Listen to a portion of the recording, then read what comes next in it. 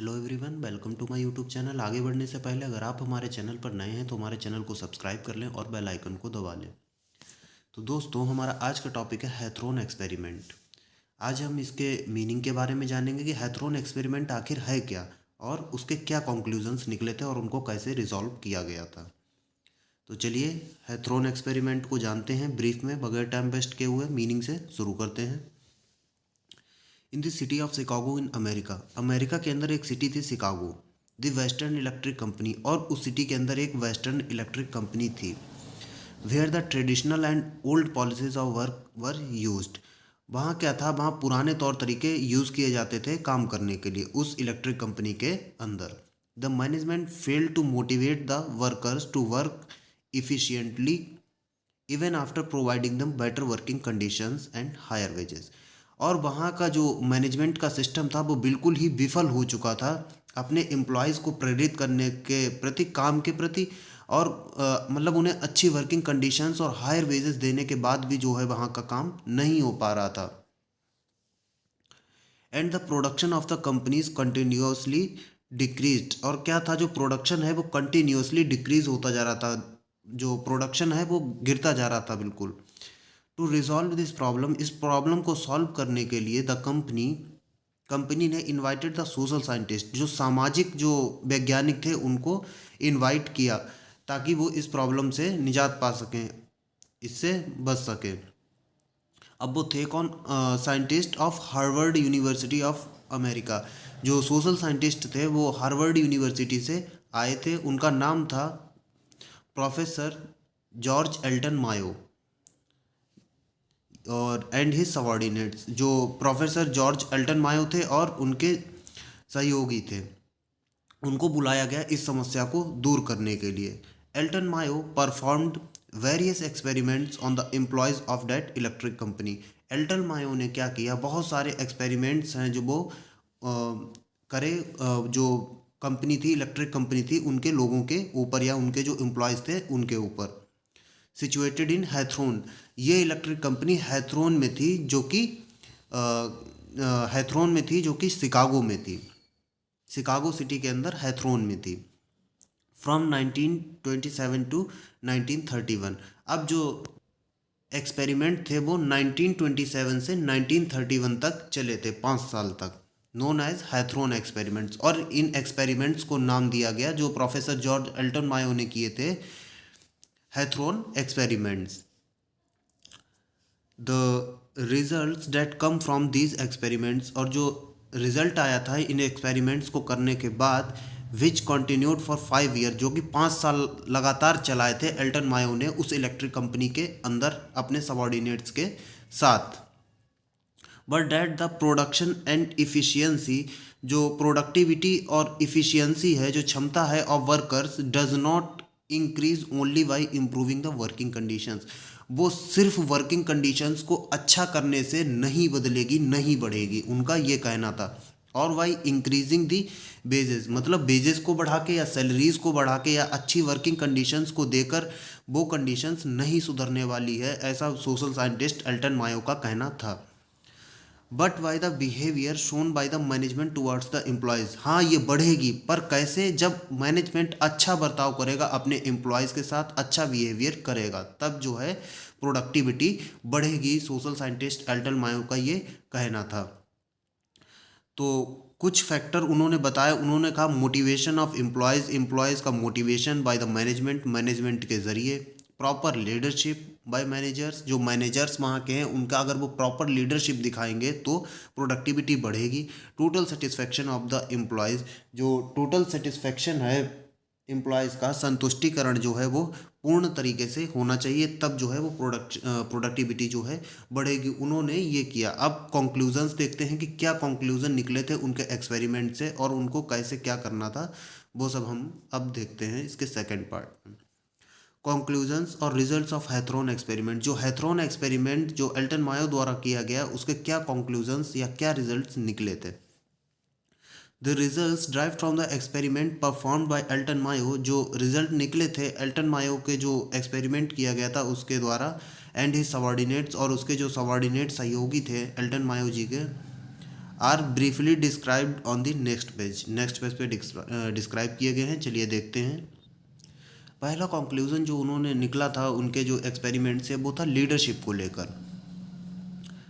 The business organisation और the firms led by ancient method of leadership. उन्होंने वहाँ क्या देखा एक्सपेरिमेंट में, जब वो इलेक्ट्रिक कंपनी में उन्होंने एक्सपेरिमेंट किया तो उन्होंने ये देखा कि जो बिजनेस ऑर्गेनाइजेशन है वो पुराने तौर तरीक़ों से चलता है लीडरशिप के। Usually give the right of leadership on the basis of place के हिसाब से लीडरशिप चलती थी या पोस्ट के हिसाब से, और पोस्ट के हिसाब से चलती थी। Due to which the leadership is competitory dictatorial and partial, कि मतलब प्लेस और पोस्ट के हिसाब से वहाँ लीडरशिप चलती थी पुराने तौर तरीके से, जिससे जो वो लीडरशिप थी वो प्योर तानाशाही तरीके से थी। मतलब एक राजा है और वो सारे आदेश करता है कि तुम्हें काम करना है बगैर एम्प्लॉयज़ का कुछ भी ध्यान में रखे हुए। The managers who took work from the employers like an director, वो एक डायरेक्टर की तरह उनसे काम लेते थे कि हाँ तुम्हें यह काम करना है। वो ये नहीं देखते थे कि उसकी क्या कंडीशन है, वो क्या सोच रहा है, उन्हें उससे कोई मतलब नहीं था, उन्हें बस काम चाहिए था। somehow may achieve their goals but are unsuccessfully in attaining their complete personal support।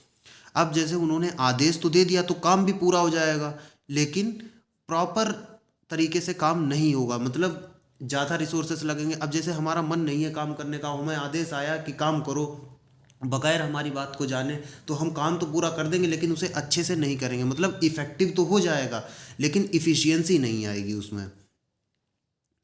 The experiments of Hawthorne clarified that the workers prefer to work in an independent environment। तो इन एक्सपेरिमेंट्स जो हैथरॉन ने किए थे उनका ये कहना था कि वर्कर्स जो हैं वो एक इंडिपेंडेंट माहौल या एक इंडिपेंडेंट वातावरण चाहते हैं जिसमें लीडरशिप तो हो पर उनके भी जो राय है, जो इनिशिएटिव है वो लिया जाए। तो उन्होंने एक्सपेरिमेंट में ये देखा था। दूसरा जो कंक्लूजन था वो सोशल सिस्टम से, यानी कि सामाजिक जो वातावरण है या जो सामाजिक व्यवस्था है उससे रिलेटेड था। सामाजिक व्यवस्था मतलब जो एक ऑर्गेनाइजेशन है उसके अंदर की व्यवस्था से रिलेटेड था। The experiments prove that if the unwanted formalities between the working employees and managers are ended, मतलब जो बेकार की जो फॉर्मेलिटीज़ हैं, मतलब अगर एक एम्प्लॉय और मैनेजर के बीच में जो बेकार की फॉर्मेलिटीज़ हैं कि ये काम करना है, ये काम करना है, अगर वो ख़त्म हो जाएंगी, then the workers can work freely and in an independent environment. एक आज़ाद वातावरण में काम करने के जो है वो फ़ायदा उठाएंगे वर्कर्स और करेंगे, मतलब फ्रीली काम कर पाएंगे with more dedication and their efficiency increase, मतलब बहुत ही ज़्यादा डेडिकेशन से काम करेंगे और उनकी इफ़िशियंसी जो है वो इंक्रीज़ हो जाएगी। मतलब अगर किसी एम्प्लॉयज़ को कोई दिक्कत आ रही है या कोई वो है तो वो डायरेक्ट उससे मिल सकता है, जाके अपने जो मैनेजर है उससे बात कर सकता है, अपनी बात बता सकता है। मतलब कोई भी तरीके का हिंद्रेंस उनके बीच में नहीं होगा। एक अच्छा सामाजिक वातावरण जो है वो ऑर्गेनाइजेशन के अंदर होगा, तो जो गोल है वो इफ़िशियंटली इंक्रीज़ हो जाएंगे और प्रोडक्टिविटी जो है वो इंक्रीज़ हो जाएगी। तो ये सेकंड कंक्लूजन है जो हैथरॉन एक्सपेरिमेंट में आया था, जो कि एल्टन मायो ने किए थे। थर्ड देखते हैं। थर्ड जो है वो मोटिवेशन है।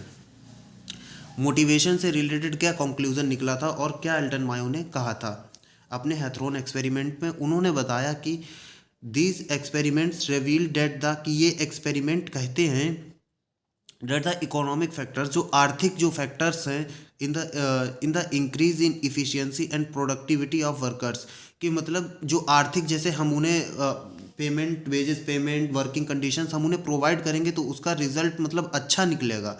लाइक इंक्रीज इन वेजेस, मतलब हम उन्हें अगर वेजेस बढ़ा देंगे, payment of bonus and physical factors, अगर हम फिजिकल फैक्टर्स बढ़ा देंगे जैसे कि good working conditions, more and better relaxing time have limited importance, मतलब प्रोडक्टिविटी बढ़ेगी लेकिन ज़्यादा नहीं बढ़ेगी।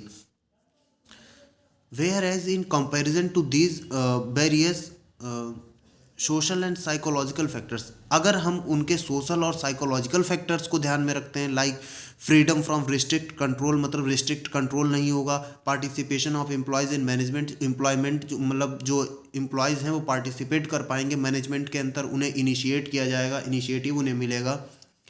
Motivate the workers more towards their work, मतलब तो उन्हें वो ज़्यादा प्रेरित करेगा काम के प्रति। Thus the managers of the organisation must keep motivating the employees, motivate करते रहना चाहिए। देखिए इस पॉइंट को मैं बिल्कुल सिंपल लैंग्वेज में समझाता हूँ कि जैसे हैथ्रोन एक्सपेरिमेंट में जो एल्टन मायो ने कहा कि जो इकोनॉमिक फैक्टर हैं जैसे कि इंक्रीज इन वेजेस, पेमेंट और बोनस, और जो फिजिकल फैक्टर्स हैं like good working conditions, better relaxing time, अगर हम इनको बढ़ाते हैं तो मतलब एम्प्लॉयज़ प्रेरित तो होंगे लेकिन ज़्यादा नहीं होंगे। वो प्रेरित ज़्यादा तब होंगे जब उनके साइकोलॉजिकल फैक्टर्स और उनकी जो साइकोलॉजिकल नीड्स है उनको ध्यान में रखा जाएगा, उससे प्रोडक्टिविटी ज़्यादा बढ़ेगी। जब वो मानसिक रूप से बिल्कुल स्वस्थ होंगे, मतलब उन्हें कोई कंट्रोल नहीं होगा, पार्टिसिपेशन एम्प्लॉयज़ होगा, इनिशिएटिव होगा, उनका ध्यान रखा जाएगा, उनकी बात पूछी जाएगी, तो जो है प्रोडक्टिविटी ज़्यादा बढ़ेगी। फोर्थ देखते हैं इफ़ेक्टिव कम्युनिकेशन। ये फोर्थ कंक्लूज़न है जो हैथ्रोन एक्सपेरिमेंट में आया था एल्टन मायो के द्वारा। उन्होंने क्या कहा था, उन्होंने कहा दीज रिजल्ट्स कन्फर्म्ड, कि इन एक्सपेरिमेंट से ये रिजल्ट कन्फर्म्ड हुए हैं that to maintain cooperative and harmonious environment, कि एक कॉरपोरेटिव और हारमोनियस, कि एक सहयोगात्मक और सामंजस्यपूर्ण इन्वायरमेंट कब बनेगा मैनेजमेंट के अंदर एंड एम्प्लॉयज़, मतलब बनेगा जब when the management and employees it is necessary that the flow of communication between them, मतलब मैनेजर्स और मैनेजमेंट और एम्प्लॉयज़ के बीच में एक अच्छा वातावरण तब बनेगा जब उनके बीच में कम्युनिकेशन जो है इफ़ेक्टिव और टाइमली, मतलब एक अच्छे तरीके से और टाइम पर होगी। Otherwise confusions and wrong impressions, नहीं तो कन्फ्यूजन्स और रॉन्ग इम्प्रेशंस जो हैं वो बढ़ते चले जाएंगे ऑर्गेनाइजेशन के अंदर, और प्रोडक्टिविटी जो है वो नहीं बढ़ेगी और कन्फ्यूजन्स बहुत ज़्यादा हो जाएंगे। मे अराइज बिटवीन देम, मतलब मैनेजमेंट और जो एम्प्लॉयज़ हैं उनके बीच में, एंड कीप ऑन इंक्रीजिंग, और लगातार बढ़ते चले जाएंगे। फिफ्थ कंक्लूजन क्या निकला था, सेटिस्फेक्शन ऑफ एम्प्लॉयज़, मतलब जो एम्प्लॉयज़ हैं उनकी संतुष्टि जो है वो बहुत ज़्यादा मायने रखती है किसी भी कंपनी की ग्रोथ में या उसकी प्रोडक्टिविटी में या उसकी इफ़िशियंसी को बढ़ाने में। ये जो है हैथ्रोन एक्सपेरिमेंट का फिफ्थ कंक्लूजन निकला था। एल्टन मायो के द्वारा क्या कहा गया था, देखिए, according to the results derived from Hawthorne experiment, जो रिजल्ट्स आए थे हैथ्रोन एक्सपेरिमेंट में जो उन्होंने किए थे 5 साल तक, that the productivity of employees also depends on the amount of satisfaction, की जो प्रोडक्टिविटी है वो संतुष्टि पे भी निर्भर करती है। कैसे, they drive from the work, मतलब काम से जो संतुष्टि मिलती है उस पर भी प्रोडक्टिविटी जो है वो निर्भर करती है। बिकॉज सेटिस्फैक्शन, क्योंकि संतुष्टि इंक्रीजेज देयर मोरल, जो उनका मोरल है वो उसको इंक्रीज करती है, एंड कॉन्फिडेंस, उनका जो कॉन्फिडेंस है उसे बढ़ाती है।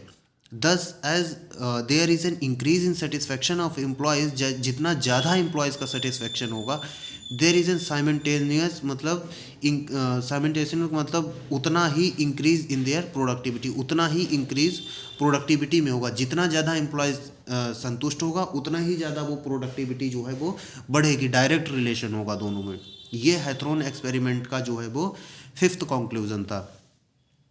तो आई होप आपको ये हैथ्रोन एक्सपेरिमेंट और उसके कंक्लूजन्स बिल्कुल क्लियर हो गए होंगे। तो अगर आपको हमारी वीडियो अच्छी लगी तो हमारे चैनल को लाइक करें, शेयर करें और सब्सक्राइब ज़रूर करें। धन्यवाद दोस्तों।